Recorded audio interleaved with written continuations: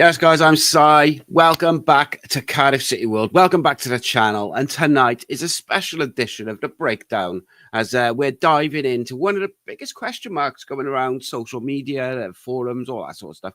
Friends, real life, as that amazingly. And let's talking about Brian Barry Murphy's Bluebirds. Had a great start to the season, but they do seem to be struggling against the low blocks, the physical sides, the smaller pitches, the poorer pitches. We've seen a bit of a pattern emerge. Cardiff dominate the ball, often 60, 70% possession. But are they struggling to turn that control into real, tangible chances and, of course, goals? It's not about work rate. It's not about commitment. It's about how to break down teams who have no intention of pressing high or opening up. And they're quite happy to sit deep, spoil the game, take a point. Tonight, we're going to break down some of those matches, the Burtons, the Stockport, Port Vale, Bradford. We're going to look at the numbers that prove it. Maybe there's a theme to it, but more importantly, we're going to look at solutions. We're going to ask the question, what is the plan B? What could the plan Bs be? How could the manager adapt? How can the team adapt? Is it as simple as playing Callum Robinson and Yusuf Salic up front together? Is it as simple as playing particular people in particular positions? Do you need a change of system, etc.? Does the manager need to abandon his philosophy to get results in these difficult moments? We're going to discuss it all, and we're going to talk about whether, when the conditions demand it, are the solutions there. Let's strap in, dig into the stats, the tactical issues, and possibly the fixes. And while we do it, we'll have a lot of fun as we have a good old chinwag and talk about our favourite subject, which is, of course, Cardiff City. So it is an interesting one, right? Because I would argue again against Burton, particularly in the first half. I thought Cardiff were very good. Now, you can kind of pick holes in certain aspects, like did we move the ball quick enough? Did we utilize the transitions quick enough and the turnover? Was the crossing good enough? Was the corners good enough? No, there's all these things. The finishing certainly wasn't good enough. So it's clearly a thing, right? But I see some people making it very simple and they say we've got to put more crosses in the box. Well, we put over 20 crosses in the box against Burton Albion on Tuesday.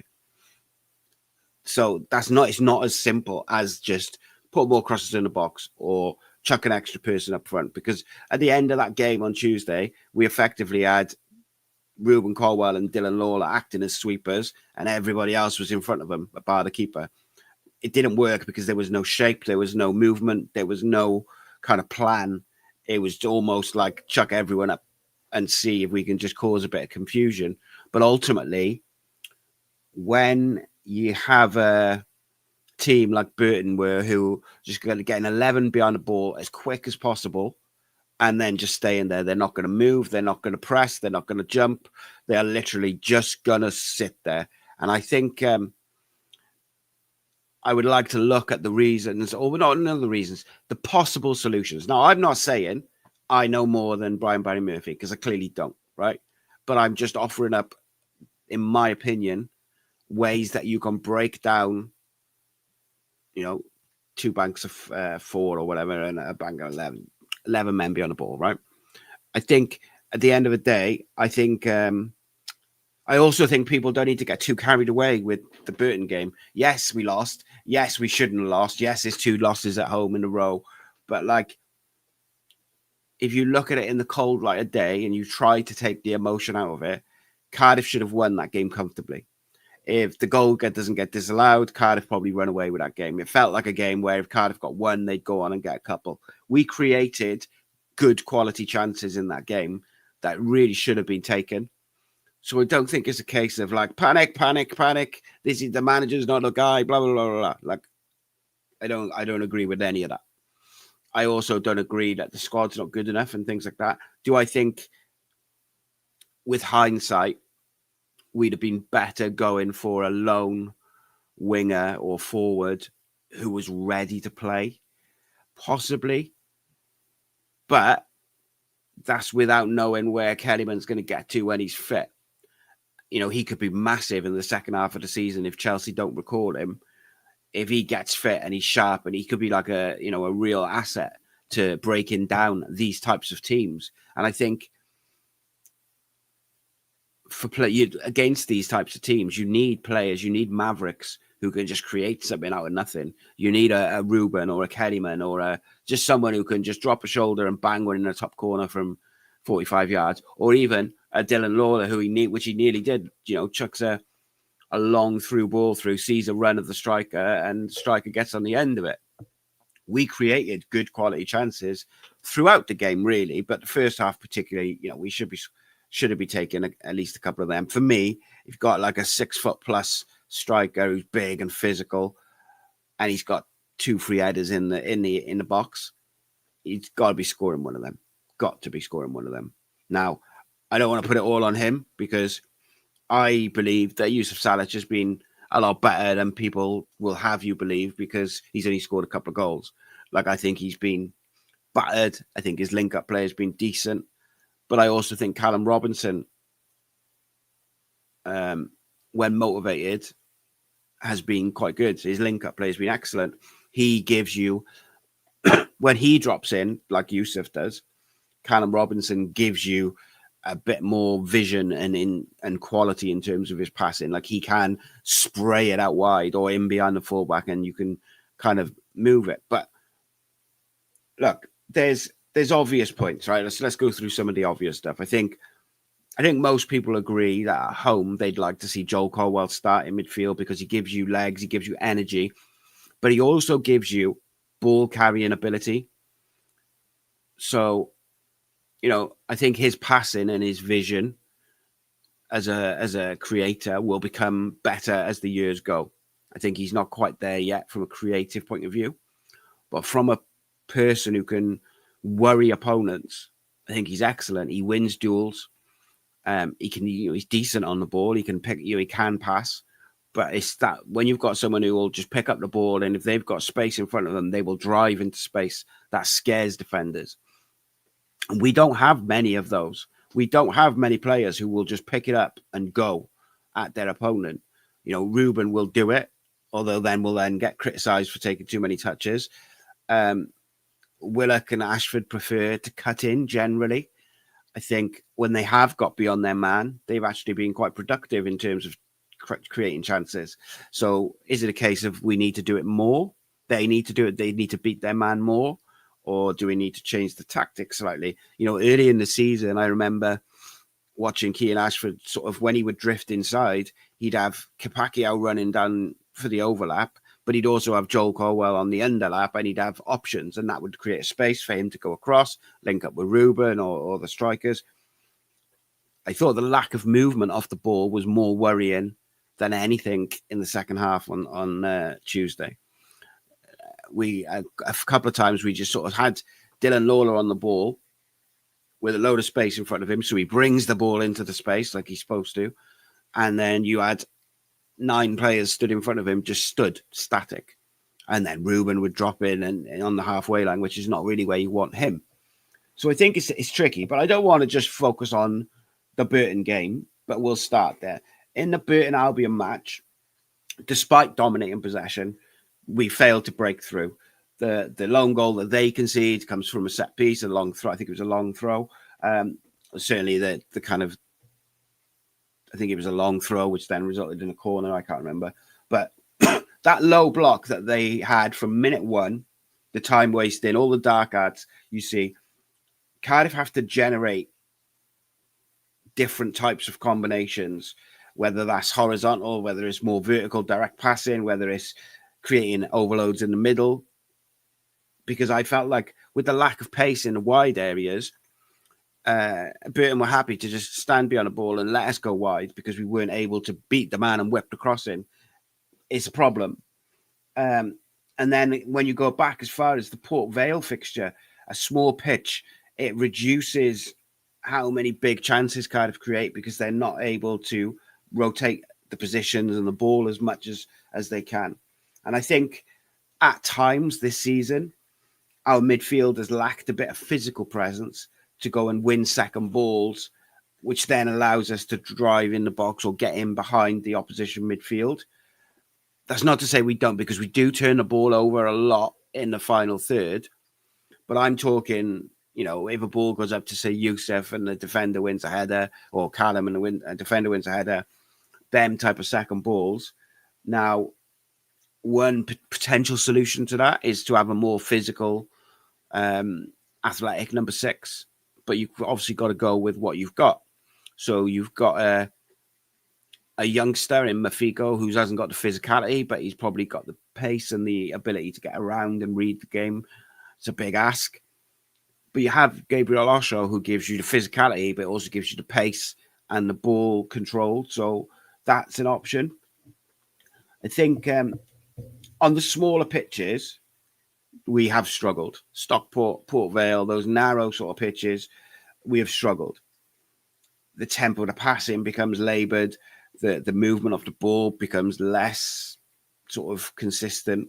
And then you end up putting nothing balls into areas that you don't really want to, or you just keep going back and recycling. And I understand, and I know fans generally, not just Cardiff fans, football fans generally get a bit frustrated with the ball being recycled and moved back to go sideways. But there is a method to the madness, and it does work. You go one way, you go the other. You're tiring out this 11 players who are just going to stand behind the ball.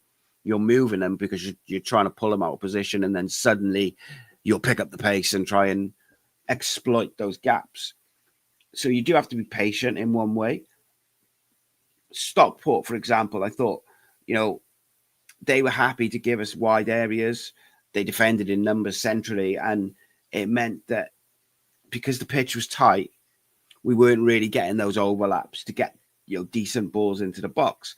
Now, in the first part of the season, so I would say pre the first international break, we simply did not put enough shots, enough crosses in the box. We were constantly working good positions in the wide areas, and then the winger would go back to the fullback and then back to the middle. That wasn't it. Like, you have to, if you work a good wide position, or you even isolate your winger versus your fullback one-on-one, although our wide wingers are right on the touchline anyway, you've got to utilize that. You've got to drop your shoulder, beat the man, put the cross in, or come back and put the cross in from a different angle. But you've got to put the cross in. Otherwise, what's the point in having a 6'5" or whatever he is centre forward and a 6'4" number 10? Like, you've got the physicality in there to win headers. I think after the international break, I think it's disingenuous to say we haven't been crossing, trying to cross more and trying to put the ball in the box more. I think we have. I also think we've been taking more shots, although that's something that we'll come on to, which I think is probably needed. We need to pull the trigger sometimes a bit more. The physical teams do tend to give us a bit of trouble, although I'd argue that from that Port Vale game, we've got better at dealing with the physicality. But I want to discuss some potential ideas for a plan B, right? So a plan B can be anything. It could be a team is very comfortable with us having possession. We're not quite able to work chances or work opportunities because of our rotations or our movement. Maybe the other team is very aware of the runners and they're picking up the third man runs and they're picking up the movement of the ball. So we're not creating the space for people that we normally are able to. Or it could be like Tuesday where you've just got 11 men behind the ball, then no effort to come at you, or no effort to press, or no effort to get out. So it's simply a case of you have to find a way to break them down. So I think it's important that any manager is able to adapt in-game and adapt generally to have that bit of flexibility. Now, I believe that Barry Murphy is quite a flexible coach. I believe that he has tried different things. We have gone 3 at the back. We have gone, 2 up front, or we've kept Youssef and Callum on together. Now, I think it just hasn't worked. So what are some of the sort of tactical ideas for a plan B? Well, first and foremost, 2 up front. All right, that's the simple one. The idea is you stretch the defense vertically. You can have one which occupies the central defenders in use of Salic, and then the other one could drop in to link up play, or you can drift wide into the channels to open up passing lanes for other footballers, or you can get in behind and try and play off the shoulder for flick-ons and things like that. And you make your passing much more direct, much more vertical, and you kind of go that route with it. I think I do think that can work, but I question if we have the midfield balance to make that work for a long period of time. And when by a long period of time, I mean for a half, or not just like the last 10 minutes. Because if you're going to play effectively a 4-4-2, you need at least one direct pacey winger. You could probably get away with one winger who likes to cut in, because if you've got a fullback who's going to overlap, but you need like pace in the wide areas, people who are going to be direct, hold their width, isolate the fullbacks and put the ball in the box. But you also need two midfielders who can cover ground. Now, people will definitely disagree with this, but overall, I think Ruben has shown this year that he can cover the ground. The amount of sprints that he goes through in a game is absolutely obscene, and it's no wonder that he looks a little bit leggy at the moment. So if he's one of your midfielders, obviously he's got the ability on the ball, he can get up and down, etc. Who's the second one? Do you go with the Colwell brothers as a 2? And I'm talking against like a Burton Albion now, where they've got no intention of making any sort of attacking prowess, really, other than trying to nick a set piece. Could you go with a 4-4-2 or a 4-4-1-1? Do you go with the Colwell brothers? Do you go with, because I would argue Chambers or Osho in a 2 is probably a bit too defensive, like either one. But I don't know, they both got passing ability, but generally it's, have they got the creativity to go and create? You know, I don't know.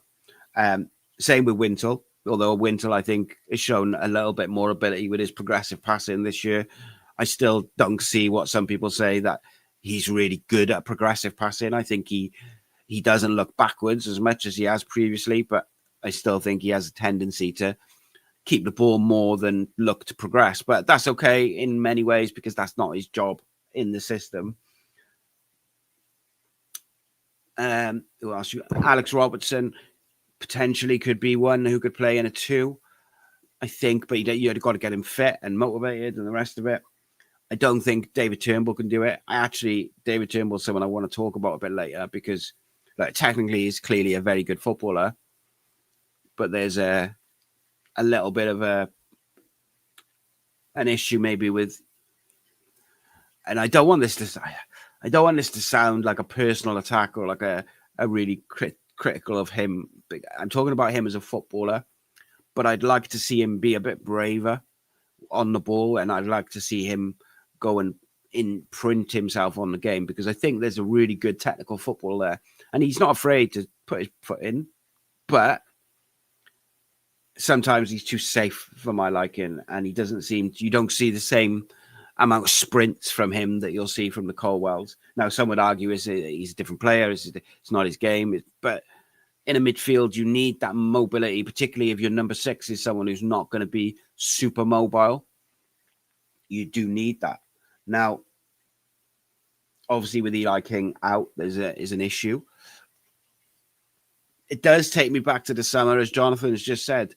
We at least spoke to Darko Gyabi, and I think, look at him. He would have been ideal in the system we play. He would have been ideal in a 2 if you wanted to go 4-4-2. He's got the physicality, he's got the ball playing ability, he's a good age, yeah, etc. But he's not here, so we can't really focus too much on that for a minute. And then if you do play 2 up front, there's ways that you can beef up your midfield within that system. Now, if you're talking a 4-4-2, you could say to Joel Bagan, right, when we're in possession, you push into midfield alongside the 2, and then Ruben can push up a little bit more to try and create, and just play with the others tuck in as a 3. So you've got NG, Lawler, and who was it on Tuesday? I've forgotten. Osho. So you've got Osho, Chambers, and NG will just hold as a 3, and then you can have Bagan sort of set, and then the Colwells can go a bit. There's ways and means to protect the midfield where you've got the two in there, or you go on a really old school 4-4-2 and the two midfielders are literally box to box and the fullbacks go up. If it's on their side of the play, they go up and they overlap and they get forward, and the other fullback on the other side just tucks in a little bit. The 4-4-2 is 4-4. Like, there's a reason why not many teams play 4-4-2 in modern football. My argument is specific to a situation or a scenario like Burton on Tuesday. I think 4-4-2 is a tangible answer, solution. I don't know, there's no guarantee that it's going to work, but I think it's a realistic option that you could use without ending up with what we ended up with in the last sort of 5-10 minutes on Tuesday. We had no shape, nothing. There was no sort of system. It was just all the players were up front and Dylan Lawler and Ruben a deep sweeping, trying to get on the ball. Whereas, is it more productive to have a bit more of a structure and a backup system or a different way of playing? I think that's a way, isn't it? So another aspect of this sort of plan B is you go two up top, but you don't change the midfield structure. Now, this is where I might lose people, but just being a bit imaginative. So a lot of people think that we play 4-2-3-1 under Brian Barry Murphy. We do not. We play 4-3-3 with the two number 8s.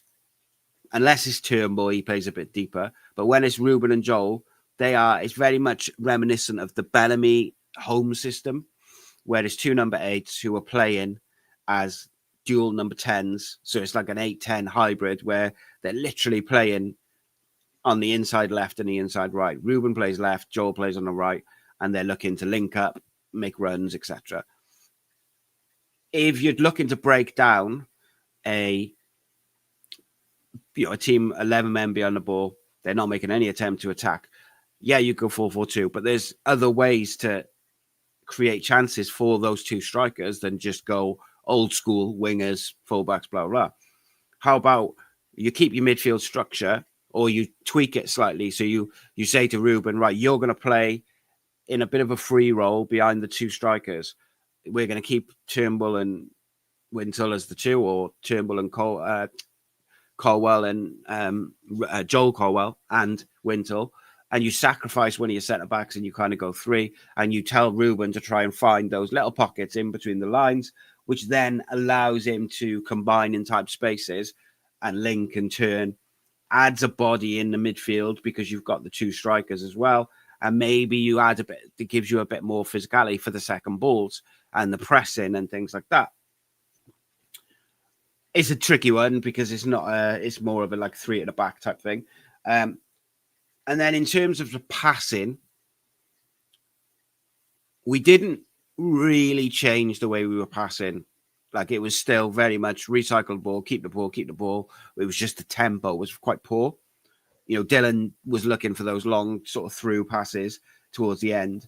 But I think if you've got a big 6'5" striker and you're playing against a block of 4 and a 5, no striker, they're literally just sitting in. There's nothing wrong with putting it into the striker, get him to fight for that ball. He knows it's coming. You're putting it in at the first opportunity. You get bodies around him and you win the second ball because you're turning the opposition around, the opposition midfield around, and you're playing around the edge of their box. You're playing in their box rather than playing on the halfway line.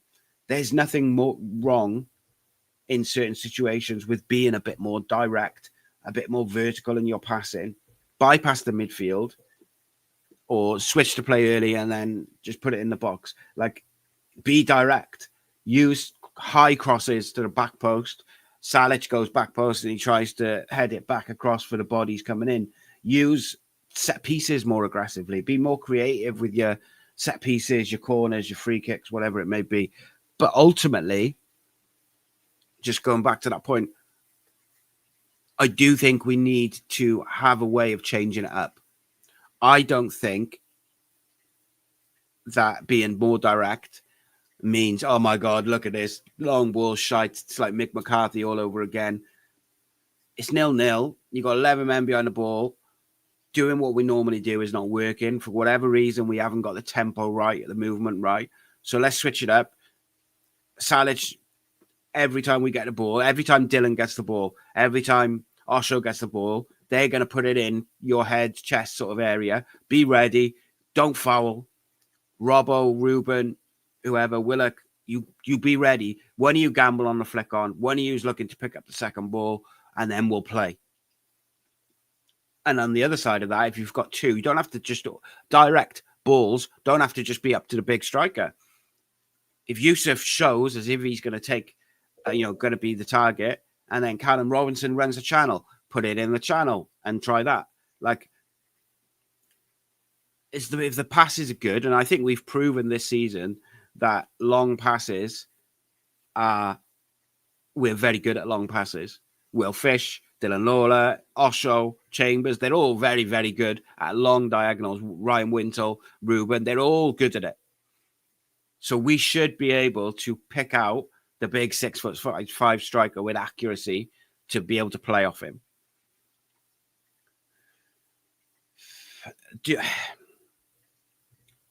Can you change the way? And this is a slightly different take on it. You got 11 people behind the ball. Can you be more aggressive in the press? Can you change your pressing shape? So, they're going to go direct. Can you gamble more? Can you put the keeper under more pressure? Can you use some of the pace that you've got?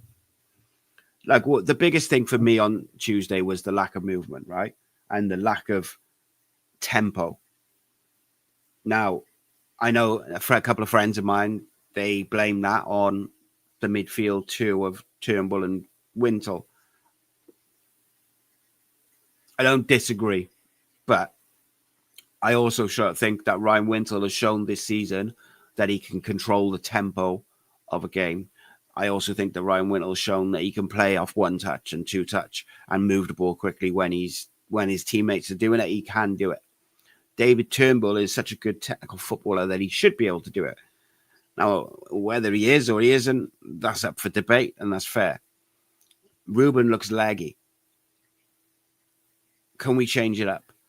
And ironically, next Tuesday when we play Newport is going to be a tricky one with so many under 21s and 18s and a couple of first teamers away with the Welsh team. We aren't going to have as many squad options that we would have to rest players, because I would, if it was me, I would have played Ruben Saturday against Leyton Orient, and then I would have rested him completely against Newport. I would have given him the whole night off. I wouldn't have even have him on the bench, because I do think he looks tired. But I think your league is your bread and butter, so you want your best players playing. However, my solution to giving Ruben a rest was maybe go to a bit more of a 4-2-3-1 and put Ashford in the middle, which is his preferred position, and have different wingers. But you can't do that because Keane's going to be away with the Welsh under 21s. Or you certainly can't do that for the Newport game. Isaac Davis has got to play. But I understand they're looking after him a little bit, and he's going to be away next week anyway. But Saturday he's got to play. Got to play. And I thought Tuesday, but Tuesday, I thought psychologically, did the players turn up and expect to just walk over Burton? Now, I'm not saying that they didn't work hard and they didn't try hard, because they did. They tried everything. They worked hard. They competed for everything. It wasn't a lack of effort. But I do wonder whether the slow tempo, the lack of movement, is that a bit of maybe subconsciously kind of thinking the job's done before the job's done. Maybe. We didn't seem as well drilled with our pre-planned overloads and movements and patterns of play. They didn't seem as well drilled on Tuesday, which we know they're well drilled because we see it week in, week out. And then the last sort of point really I wanted to talk about with the kind of plan B thing is are our substitutes having the impact that we want them to have? So if you look at the substitutes that came on against Burton, let's have a look. Well, I'll tell you what, let me just bring it up. Let's have a look at who came on for who, and let's have a look at what they were brought on for, firstly, and then did they do that job, shall we say? Just bringing the game up, sorry. Right, lineups, Burton. So, the substitutes. You had first up was Amari Kellyman on 66 minutes. So he's coming on to, well, actually, Kapacchio, Kellyman, and Robinson all came on at the same time. Sorry, I apologize. So look, you came on. Robinson's going to play off Salic. Kellyman's going in a wide position with Kapacchio coming on for NG, who's injured, to give a little bit more pace. And you're looking for Kapacchio to be the man who gets around the fullback and gets in behind and uses his pace. So if you go through it, and Kellyman is the creative spark, right? We know he's not fit. We know he's not up to match speed and stuff like that, but you're just hoping he can do something. My worry with Amari at the moment is I don't see the belief in him. Like, I don't look at him, and when he gets the ball and he's 1v1 with the player, he doesn't feel like he believes he can beat his man. Maybe it's because he doesn't feel like he's got the power in his legs or the athleticism yet to do it. But it is a worry because you look at him and there was once or twice where he sort of dropped his shoulder and he looked like he was creating half a yard and then he just kind of went backwards. I need him to be, if I'm the manager at least, and I'm not. Look, I'm not. And I'm saying again, I am not saying I know more than the manager. I'm just giving an observation and my own opinions. I'd like to see him be a bit more aggressive and a bit more brave in the way he goes about it, because this lad is so skillful, but we haven't really seen that outside of one or two little flicks. I would love to see him get it and just go, do you know what? I'm going to beat this man and then see where we are, and just be brave and do it that way. But I also take on board he is not fit or not match sharp or anything. Ronan Kapacchio, defensively, I thought he struggled, but that was because he was constantly recovering and getting back when they chucked it up long. I actually thought he did do what we'd have been looking for him to do. He did get in behind on that right-hand side. He won a couple of free kicks. He beat his man. He put some crosses in, or at least tried to put some crosses in. So I thought he did what the plan was, right? You wanted him to give you width, pace, get behind, did those things. He wasn't amazing, but he at least had an impact tactically and what you're looking for. Callum Robinson came off the bench at the same time as the other two. You're looking for him to get in and around Salic and like play off him, pick up those little pockets. I feel like at the moment, Callum seems to be struggling off the bench. And I'm going to talk about Joel Colwell in a minute, but I feel like Robinson, when he starts at the moment, where he's scored a couple of goals recently, he does look confident. He does look like a guy whose build-up play has improved vastly. I'd argue he's probably the best finisher at the club as well. But he doesn't seem to be able to impact the game at the moment as well off the bench. Saying that, though, he did create a big chance for Salic with a little knock over his head, and Salic should have done better with it. I thought Salic was very static, and he's kind of like didn't really stretch for it, and I thought he could have got to it. Now,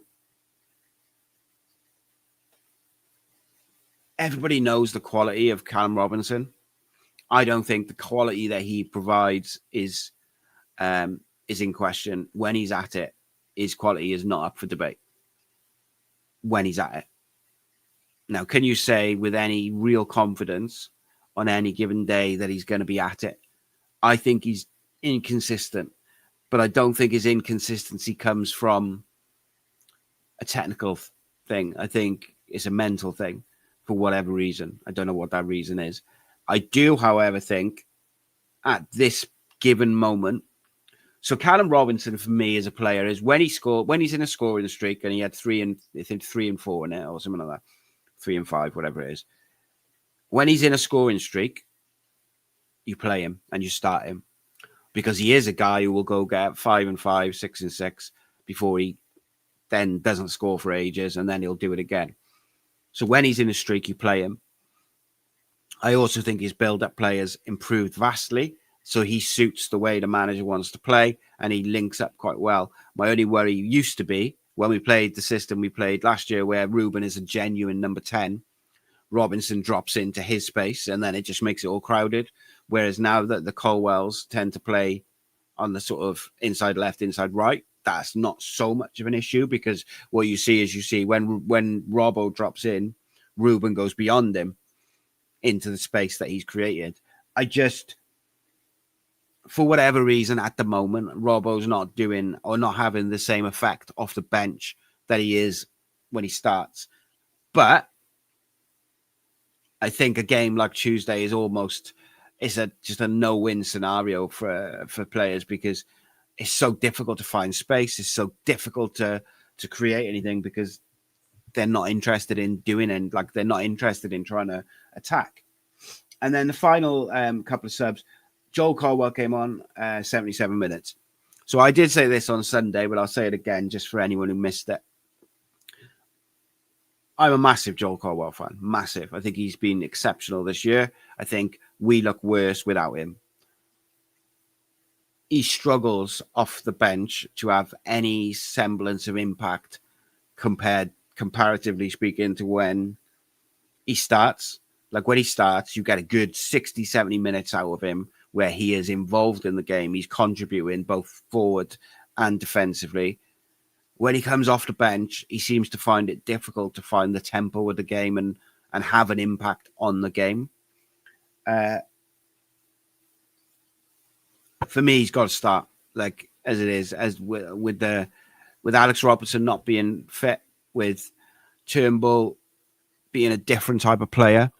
In my opinion, Joel Colwell has to start at the moment. Until we have other options, he has to start. Now, that's not to say if we had other options, he wouldn't start. I'm just saying, out of the options that we have, he has to start for me. The other side of that is, Joel Colwell is a very good number 6. He's played it at youth level. He's played it at 21s level. He's played it at League One level. But just not for Cardiff. Is there a point, and this is a question I'll put to you guys, is there a point where we can be a bit more aggressive in the midfield and go with Colwell as the 6, Joel Colwell as the 6, Turnbull or Robertson as the right-sided 8, and Luke Ruben as the left-sided 8, and be more aggressive that way? I think you can. I think there's ways to do it. I think he's certainly got the energy to do it. I've not seen him play in a 6, so I can't say for definite how good he is. But I did speak to someone who's coached him this week, and they said he's very good at the 6. So I would take their word for it. But he does seem to struggle having an impact off the bench.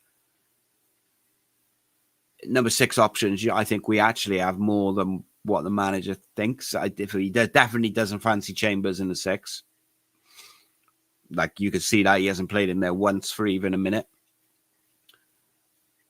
Osho has played as a 6 quite regularly. I think he did it for a while for Luton. I think his pace and his ball playing ability and his physicality would be a massive asset. And I said in the summer that if we got Gyabi, I think he would have transformed our midfield to another level than it already is. And I sort of feel like that about Osho as a 6 as well.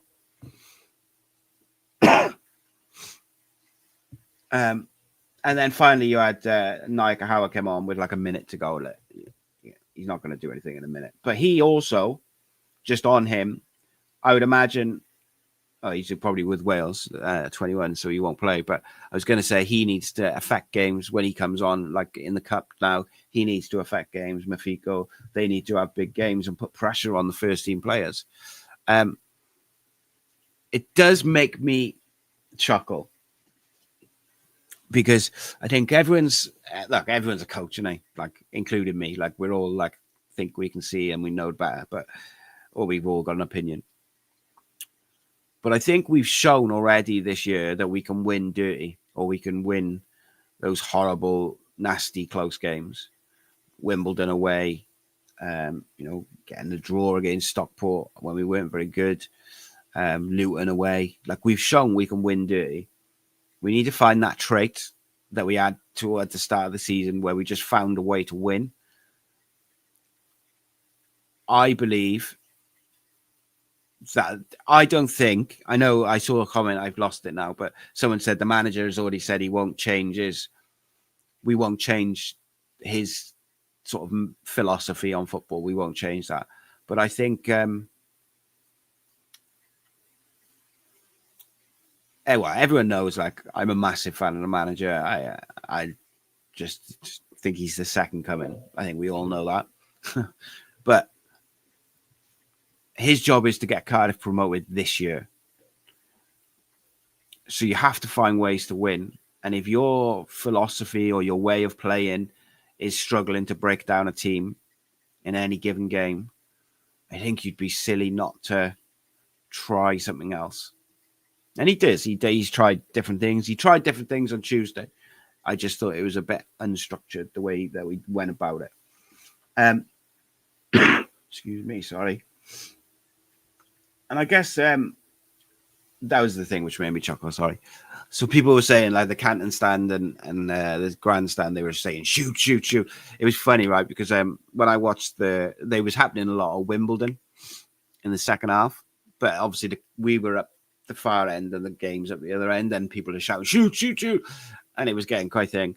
And when I watched the highlights back, we were actually, because of our angle, we are like watching from the opposite end.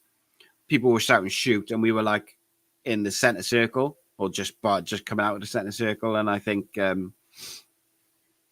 it's just funny, isn't it? But like, ultimately, some players are going to shoot and some aren't.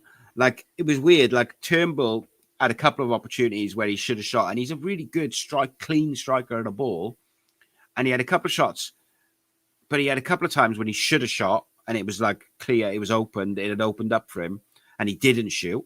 He looked to link up a little 1-2. And then he had a couple where the 1-2 was clearly on, but the shot was blocked, and he chose to shoot. Now, that's decision making in the moment. Is he struggling maybe with a bit of confidence? I don't know. Like, he was in good form before his injury. Doesn't seem to have been able to pick up that form since coming back. But I don't think it's a weakness for the manager to adapt to the game and have different ways of playing or different ways of trying to break teams down, dependent on what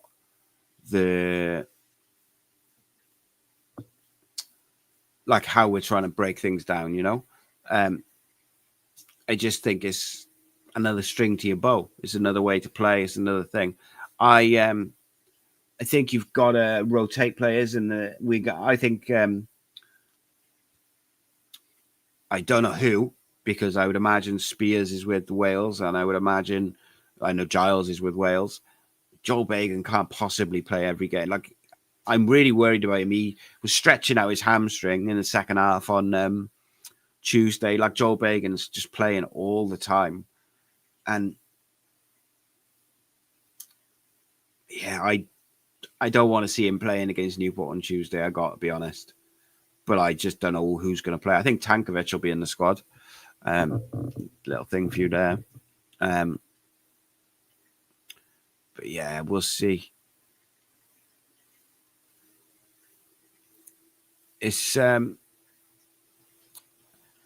weird one, isn't it? Because you want subs that can affect the game, can change the game.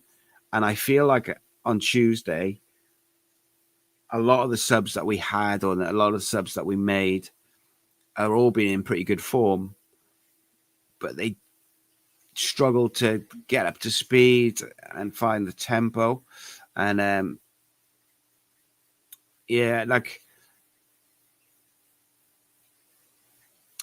if it was me, I'd have had Ruben, Salic, Robbo, Ashford, Davis, Willock, all on Thursday because they have a day off Wednesday.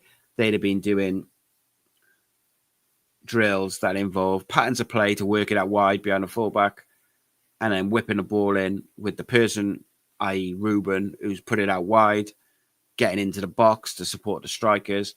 I'd have been whipping in crosses and telling them to fucking finish the ball.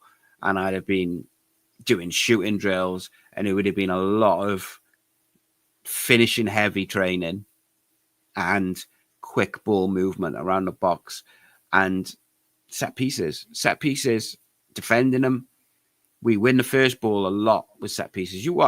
Go back and watch some of the games over the last couple of weeks and watch how many times we win the first ball from a corner, but don't win the second ball. And ultimately, that's how Burton scores from the second ball, where we didn't react quick enough. We do win the first ball really well, though, whether it's Ruben or Salic or one of the defenders. We do win the first header quite a lot. It's the second ball defending set pieces and attacking set pieces. At the start of the season, we looked really dangerous from set pieces because I remember we were talking, like saying, yeah, finally, we're dangerous from set pieces again. Nope, it's gone again. I don't think it's all doom and gloom. And I don't want people to think that this show tonight is like 47 minutes of me saying now, I know better than Brian Barry Murphy, or Brian Barry Murphy, what he's doing is wrong. I'm not saying that.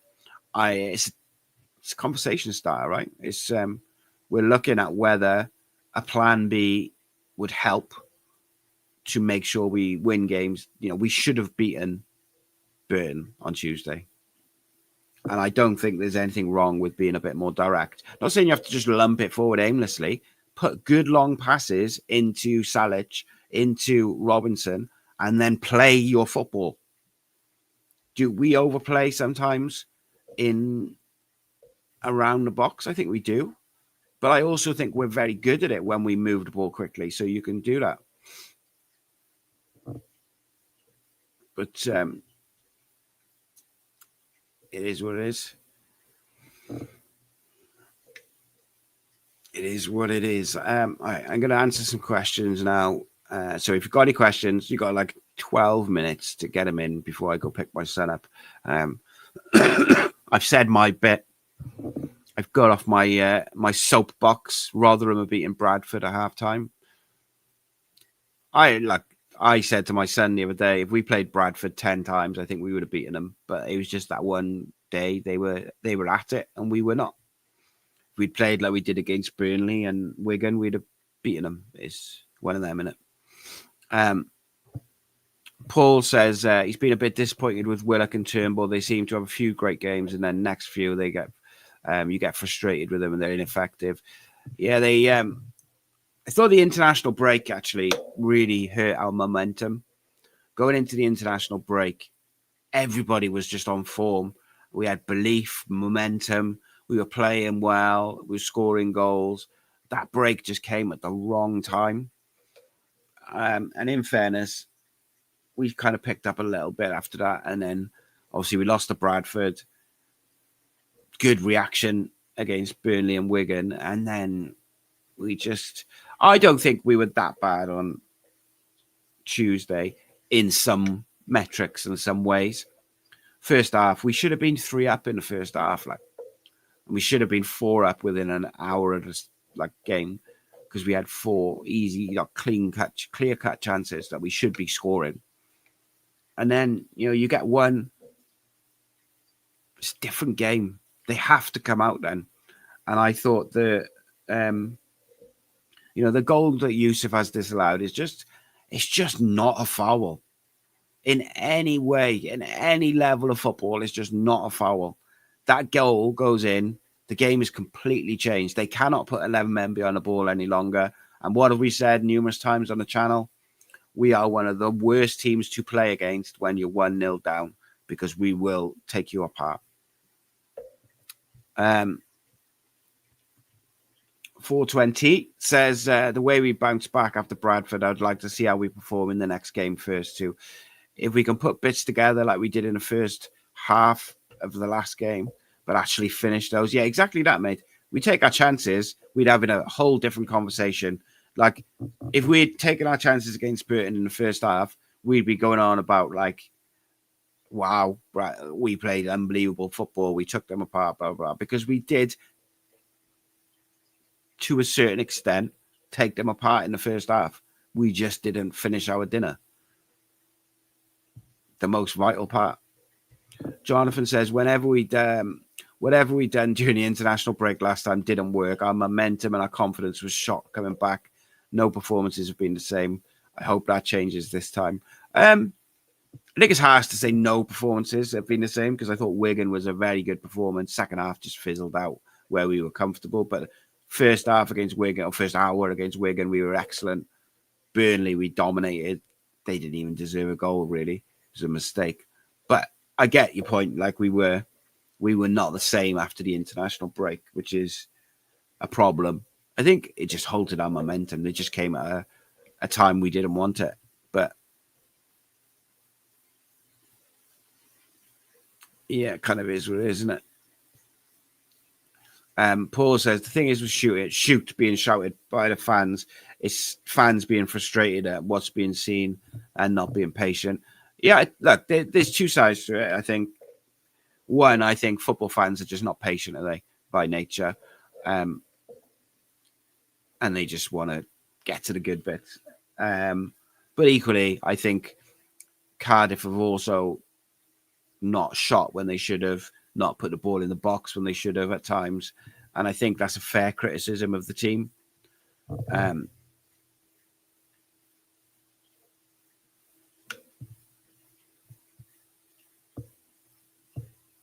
I still think that Salic and Robinson will end up in double figures by the end of the season. I do think that we just need to adapt the way we're creating for them slightly, and we'll be all right. Like, because it's been noticeable in the last few games that we are trying to put the ball in the box more. So I think if you can get those balls right, that will result in more chances and more goals as well. And you've got to play to their strengths, innit? Like, play to their strengths. Get Callum Robinson in shooting positions and get the ball into Yusuf Salic in the box. And then you feed them, they'll score. Jonathan says, do you think the officials got to kick up the arse, or do you think they double down on their bad decisions after BBM publicly commented on the bad decision with Salic? Well, supposedly, the referees get assessed every game and they get like a report back, and then they have like a meeting afterwards, probably a Zoom meeting or something, where they talk about the game. So you'd like to think that these referees are getting reprimanded, but the fact that we see the same shit every week means that they're either not listening, or that process is probably not as reliable or as regular as we're led to believe.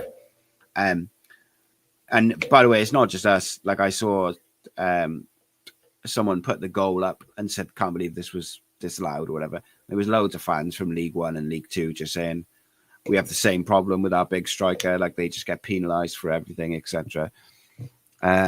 Scott, welcome, mate, says, do you think we should have gotten more players used to League One? I get we play great football, but I think one or two know the league in and out would have helped us adapt.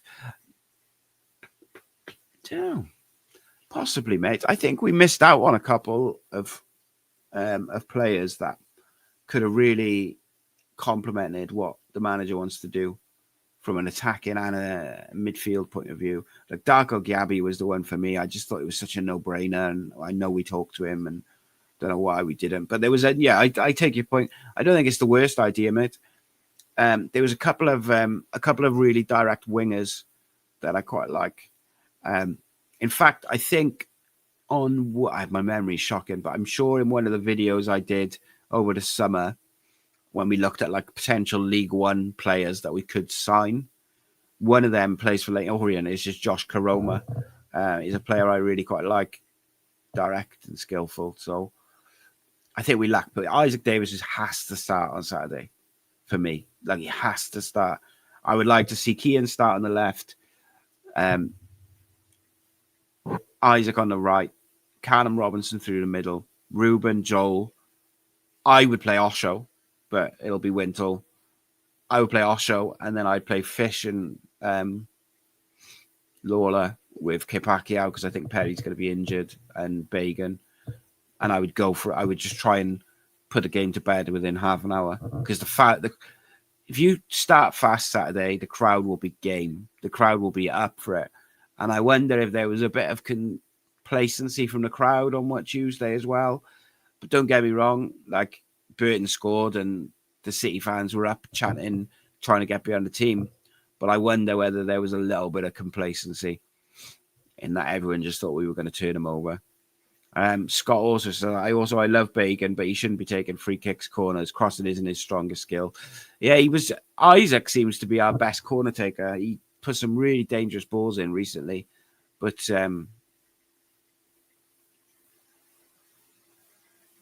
it's a tricky one because I don't understand like Turnbull doesn't take him. He's really not taken them very often for us since he joined. He used to take all the free kicks and corners for Celtic, but there must be I'm assuming with Bagan taking him off the right is because they want a left footer to swing him in. I do get that, but you need to. It's better to have a out swinger that is in a dangerous area than a in swinger that's overhit.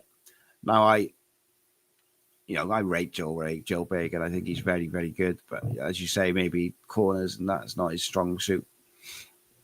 Paul says, do we lack a bully type of player? Possibly, mate, which is one of the reasons why I would like to see Osho given a go in the number 6 to give Wintle a break. Not because Wintle's done anything wrong necessarily, just to give Wintle some relief. Like, I feel like Wintle, Ruben, and Bagan, we need to look after them a little bit because they're vital to the way we play. And we don't want them to get like a long-term injury from fatigue. You can tweak it slightly and you can put Ashford in where Ruben is and just make him more of a 10. You can put Osho in the 6 or Joel Colwell in the 6. Like, give Wintle a break. But I think in answer to your question, I do think that type of big bully midfielder is something that we lack. And I think Osho ticks all the boxes for that, mate, So we've got someone. Paul says, who decides who takes the corners, free kicks, etc.? On-field captain? No, they'll have set free kick takers, penalty takers. It'll all set before the game, mate. All set before the game. Because obviously they'll work on them and they'll work on different routines, and that's why you see them go like this, and one means near post, one means far post, one another like flat, whipped, whatever. But yeah, no, it's all decided before the game. Suze says Nathan Blake on the Wales pod made the point that Salic, 6'4" and a thick set player, refs tend to not give them decisions unfairly given against them. I don't mind if he doesn't get free kicks. I think what I have a problem with is that the free kicks he has against him are ridiculous when you're allowing the centre back to like rip the shirt off his back like that. And then he kind of just like nudges him as he's running around him. And that's somehow a free kick. Like, just be consistent with it is all what I think any football fan wants. But, yeah, look, I thought it was an interesting conversation to have, just having a look at the different ways that we can play, having a look at how we've struggled against some teams in some games. As I say, big fan of Brian Barry Murphy, big fan of this team. We're just into October. There's a long way in this season to go, and this team will improve. The more they understand what the manager wants, the better they will get. The manager's already said this week he wants to see them putting crosses in the box. One thing that we have consistently done all season is work good wide positions, whether it's from third man runs, underlaps, overlaps, little one-touch triangles, being a bit direct and taking on the fullback. We've worked good wide positions. What I would like to see us do now is utilise those positions by whipping the ball into the box. We did that on Tuesday, and Salic has had an off day with his headers. That's fine. Move on.